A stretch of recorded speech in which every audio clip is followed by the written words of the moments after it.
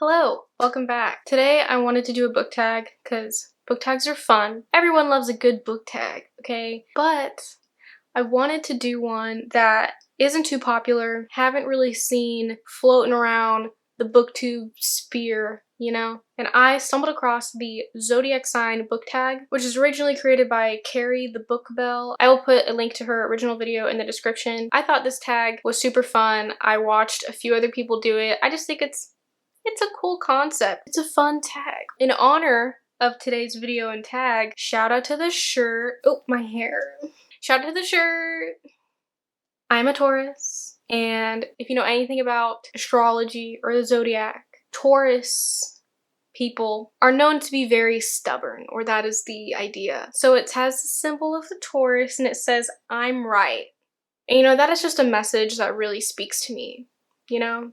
It really does. But anyways, I'm someone that takes zodiac and astrology with a grain of salt. I think it's all really fun. I don't know, looking into astrology. Do I believe it 100%? Not particularly. I don't know, that's up for debate, but I do think it's really fun. Regardless, I enjoy it. It's a fun time. So, without further ado, let's get into the questions. So the first one is Aries. And it says, Aries is the warrior of the zodiac. Name your favorite strong female character. So when I was thinking of my answer, instantly the character that came to my head was Melinda from the book Speak by Lori Halls Anderson. I don't know if I'm saying her middle name correctly, but yes. This is kind of a YA classic in my mind, I think. It really, I can't say too much without spoiling it, and even though this book has been out for a long time and there is a movie, I don't care. I will not spoil anything. I firmly believe in not spoiling things for other people. I hate being spoiled. I don't care if the book's been out for 100 years. I'm not spoiling it. Sorry. Anyways, back to the point. In this book, Melinda is starting high school and she is suffering from a very traumatic event within her life due to not spoiling anything. I will not be releasing what this event is, but it's just a very emotional story, and like seeing Melinda and reading about her fighting this battle in her head and through her emotions, it's just really eye-opening to read about and, you know, really be in the mind of somebody going through this. Obviously, if you've read the book, you understand what I'm talking about. But if you haven't read it, I highly recommend it. It is so short, and I think it's such an important book to read. Like I said, it's like a YA classic, but it's so much more than that. It's really just such an eye-opening read. So yes, Melinda from Speak. Right, next is Taurus. Me. And it says, Taurus is known for loving the finer things in life. Very true. What food or drink from a book would you like to try? I thought very long and hard to think of anything outside of the Harry Potter universe for obvious reasons, but also because that is just such an obvious answer. Like, obviously, like, of course, your mind is instantly gonna go to something in Harry Potter. But due to the fact that I don't read a lot of fantasy, which is where a lot of these fictional foods and drinks are gonna come from, I couldn't think of anything else. So my answer is cauldron cake. From the Harry Potter universe, I'm gonna leave it at that. Alright, next is Gemini, and it says, Geminis value interpersonal communication. Name your favorite character friendship. I picked, of course, none other than Josephine March and Lori Lawrence from Little Women by Louisa May Alcott. Yes, obviously, if you know, Little Women is probably my favorite book ever. If not my favorite book, it is at the very top of the list. Like, top 3 favorite books of all time. I love Jo and Lori's relationship. I love their friendship so much. Do I wish things went differently in regards to certain outcomes of things? That is so vague. But like I said earlier, I will not be spoiling anything for anybody. In case you haven't read this book and you want to read it, great. This is spoiler free for you. But yes, do I agree with certain things that happen between them two in the book? No, I don't. But at the end of the day, they still have a beautiful friendship, and it warms my heart. Next is Cancer, and it says, Cancers are the most emotional of the signs. What book have you thrown or wanted to throw across the room? So I've never thrown a book across the room. That is not a thing that I've done. Have I wanted to throw a book across the room? Yes. It's not a common thing though. It's not a common feeling that I have, but I have wanted to. And the first book that comes to mind is Little Fires Everywhere by Celeste Ng. I know. Okay, I know everybody and their mother loves this book. Okay, I have not talked to anyone or even seen anyone that doesn't like this book except me. I really didn't like that book. It infuriated me to no end. It made me so mad. I wanted to throw it across the room. There were just so many things within that book that bothered me so much. I hated every single character. I don't think I liked a single character except for the dad, and he like had 2 scenes, which is probably why I liked him, because he didn't have enough room to do anything annoying, at least from what I remember. Everything else just made me so angry. So yes, that book, oh my gosh, that book. Next is Leo, and it says, Leos have a great desire for popularity. Name a character you want more people to love. So I watched Skylar from Skylar Reads also do this tag, and she answered Gale from the Hunger Games. And the second that she said that, I was like, oh my gosh, yes. I never liked Peeta. I always loved Gale. I was always so upset that people liked Peeta way more than Gale. And it wasn't even just like people liked Peeta more than Gale. It was like people hated Gale, but they loved Peeta. And I didn't understand why at all. I didn't like Peeta. I thought he was so boring. I thought he was so bland. I loved Gale. And it made me so upset. And I was like, why is everybody Team Peeta? Can we just not do that? Can everybody just like Gale? He's better. I don't know. I still think he's better. All right, next is Virgo, and it says, Virgos always want things to be logical. What book confused the heck out of you? For this question, I went with Ninth House by Lee Bardugo. Oh my gosh. Okay. I liked this book fine. It wasn't my favorite. I really just thought it was okay. I expected a lot more out of it, but the first half of this book, I would say I was incredibly confused. And it wasn't until like halfway we finally get some like backstory and like some context as to what's going on. And I remember specifically, I was like, oh, now it kind of makes more sense. I even made a mark in here of like when that happens. Okay.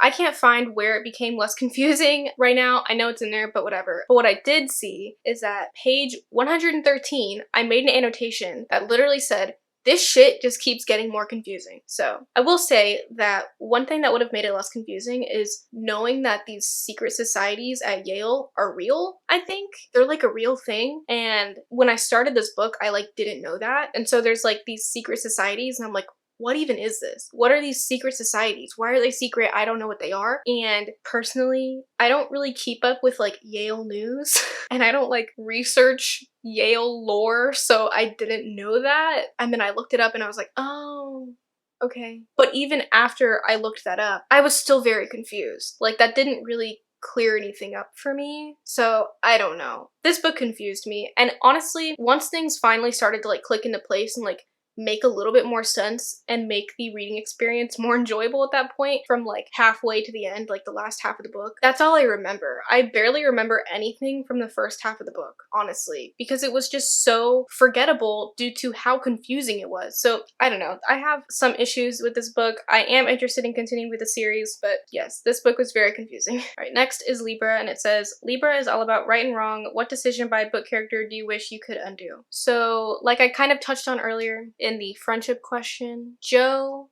from Little Women. Oh, why?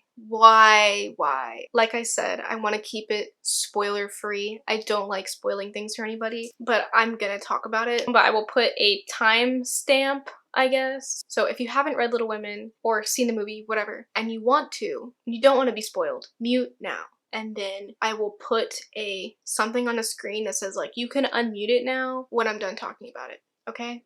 Okay. It will forever pain me that Joe rejected Lori. It will forever pain me. It is so upsetting to me. I hate it. Do I think in the end Lori and Amy would have been a better couple? Maybe. I like Amy a lot. I love her character. But Joe and Lori, it makes me so upset. It makes me so upset and it makes me so mad every time that I read it or I see it on the movie and whatever, like she rejects him and I'm like, oh my god, just give him a chance, woman. But whatever. That is that. I needed to say that. I needed to get that off my chest. It was really funny. A few months ago, I actually was rereading Little Women. I was listening to an audiobook and I was at work listening to it and it was super busy. You know, I'm minding my own, doing my job. Everybody else is doing the same. Listening to it, I get to the scene. I'm pissed. I'm sad, and I just start crying. It's that kind of crying where you're like, you're really in public, you know? Like, you can't just be like sobbing at work. So I'm like crying, but I have a straight face and it's just the tears are just leaking from my ducts, you know? And they just won't stop. And I'm crying because I'm just so upset. I'm so upset it happened at all. Like, I'm so upset this event occurred. This decision was made by this character. And at one point, one of my coworkers like calls my name and I look up at him and he sees me crying and he just starts laughing and he's like, "Why are you crying?" And I'm like, "My book, man. It's not okay. Like, I'm not okay right now." And then everybody started laughing at me and it was very funny. Very funny. But yes, we'll forever hate that. We'll forever be pained by this occurrence in the novel, but it will forever be my favorite novel. It's just so emotional and just, it's wonderful. Right, next is Scorpio, and it says, Scorpio is the sign associated with death. Is it? I don't know. What character would you kill if you could? That's a little extreme. I think I've mentioned in a previous video that usually characters that I dislike in a book, I honestly tend to just forget about them. But after thinking about it and looking at my books on my shelves, I saw these two. And I was like, wait, those are some characters I don't like. So the first one is Amy from Gone Girl. This one's really hard to talk about without being spoilery, so I just won't really talk about it that much. And the other is Camille from Sharp Objects. Camille, I felt, was really just like annoying. I didn't like hate her. She was just annoying to read about and she got on my nerves, but I wouldn't say that I hated her character enough to want to kill her. But Amy is a whole different story. She's a very different situation. And again, very hard to talk about it without being spoilery, so I won't really. But I will say this, I found it very interesting that two characters that I could distinctly remember disliking and not having a good time reading about were both written by Gillian Flynn. And I'm pretty sure she mainly writes about like women and like female protagonists and stuff. I have her other book, Dark Places, and after answering this question and like doing this tag, that book is now much higher up on my TBR than it was before because I'm really, really interested to see how I feel about the characters in that book, because it's not just that I don't like Amy and Camille's characters. I think that Gillian Flynn is really, really good at writing unlikable characters. This is more present in Sharp Objects, but I cannot remember a single character in Sharp Objects that I liked. I actually really hated all of them. Not just Camille, but because Camille was the protagonist, you know, you're in her head. I have to read about her constantly in that book, so she's the one that sticks out to me more because she was just annoying in my opinion. But like her mom and Emma, I think that's the girl's name. Oh my god, they were so unlikable. I hated them. They were psycho. Camille was just annoying. And like that's my point. Like they were worse. Camille was just annoying to read about. But Gillian Flynn is just so good at writing unlikable characters. And like in Gone Girl, Amy, we're not gonna, you know, hate her, but also, what was her husband's name? I don't even remember. Nick. You know, I didn't like him either. And it was like, everybody sucked in that book. I mean, there were a couple characters that were like, whatever, but they didn't stand out enough to me to remember them first in the book. Like, I don't know. I don't know if I'm making any sense. I just think that she's really, really good at writing unlikable characters, but you can't stop reading about them. Like, I love the books. Gone Girl I gave 5 stars, and Sharp Objects I gave 4 stars, I believe. I really enjoyed them, but oh my god, her characters are so unlikable, but she's so good at writing them to the point where you want to read about them. Alright, next, Sagittarius. Sagittarius loves freedom and travel. Name a location from a book you'd love to visit. In parentheses, it says, it cannot be Hogwarts. So I'm gonna go with the other cop-out answer and answer Camp Half-Blood from Percy Jackson and the Olympians. Everybody, okay? Everybody wanted to go to Camp Half-Blood, okay? Everybody wanted to be a demigod. Everybody has taken those what is your godly parent quizzes online. I know you did. I did too. Why wouldn't you want to go to Camp Half-Blood? Next is Capricorn. It says, Capricorns are wise beyond their years. What mentor or teacher from a book do you wish you could learn from? I'm gonna go ahead and just, you know, extend this from my previous answer. I guess the gods or the teachers or whatever from Camp Half-Blood. Mr. D, what's up, king? All right, next is Aquarius. It says, Aquariuses are known for their rebellion. If you had to, what revolution from a book would you join? This was very hard for me to think of because I haven't read many books with a revolution in it, I guess. I don't read that much fantasy and like dystopian, I guess, where that kind of situation would fall under that genre, I guess. I don't even know if that made any sense. So I decided that I'm just going to answer like what like group of characters I'd want to be a part of, I guess. But what immediately came to mind were the kids from the Darkest Minds trilogy. I've mentioned this before on my channel, but back in the day when the Darkest Minds were poppin', I loved those books. I thought they were so good. I remember like talking to my mom about it and being like, it's so cool. Like, this happened, they have powers and all this business. I thought it was so cool. And I wanted to be one of them so bad. I wanted to be friends with them. I wanted to have their powers or whatever. I just wanted that to be like my life, I guess. I mean, what happens in the book is really dark, but like, you know what I mean. You know what I mean. Last, we have Pisces. It says, Pisces, never stop dreaming. What book or series did or do you wish would never end? So I have two answers for this question. The first answer is Percy Jackson and the Olympians. Before anybody comes for me to tell me that the Heroes of Olympus exists, I know, I have 3 of them. I have the first 3 books, but it's not Percy Jackson and the Olympians. It's not. When I finished the last Percy Jackson book, The Last Olympian, I remember thinking like, thank God this series continues into another series so I can have more of this. And I remember reading The Lost Hero, the first Heroes of Olympus book, and just being very underwhelmed by it and feeling like, that was okay. It wasn't Percy Jackson. You know, we had these new characters that I didn't care about.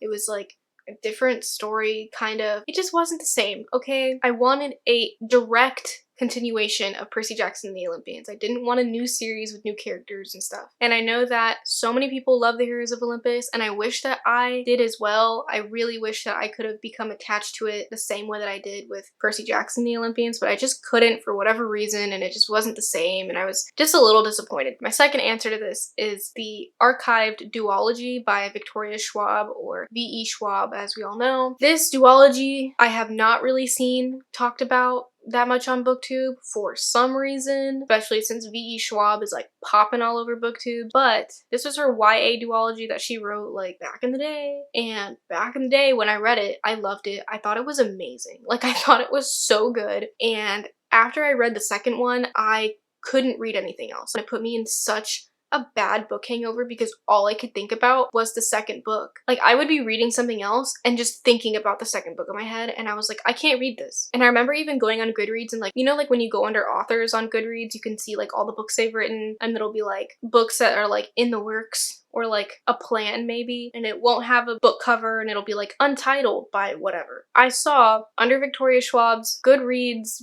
author thing, it was like blank cover, it said untitled in parentheses the archive number 3, and I was like, oh my gosh, yes, it's gonna be a trilogy. And guess what, it never came out, so it's not a trilogy. And I think I even tweeted Victoria Schwab at like 13 years old. I was like, hey, are you gonna write like another archived book? Like, I need it. She never answered, so that was definitely a series I never wanted to end. It was so good, at least for me at 13. I really would like to reread it just to see if I would think so today or if I would enjoy it as much as I did then. So that concludes the zodiac sign book tag. I thought it was a lot of fun. I thought it was a really cool book tag idea. Like I said earlier in the video, I will leave a link to the original video in the description. Let me know if you do this tag. I would love to watch it. And let me know if you took a what is my godly parent quiz at some point in your life, and let me know what godly parent you got. I would love to know. Mine was Athena. What was yours? I'd love to know. But that concludes today's video. Thank you so much for watching. I'll see y'all next time.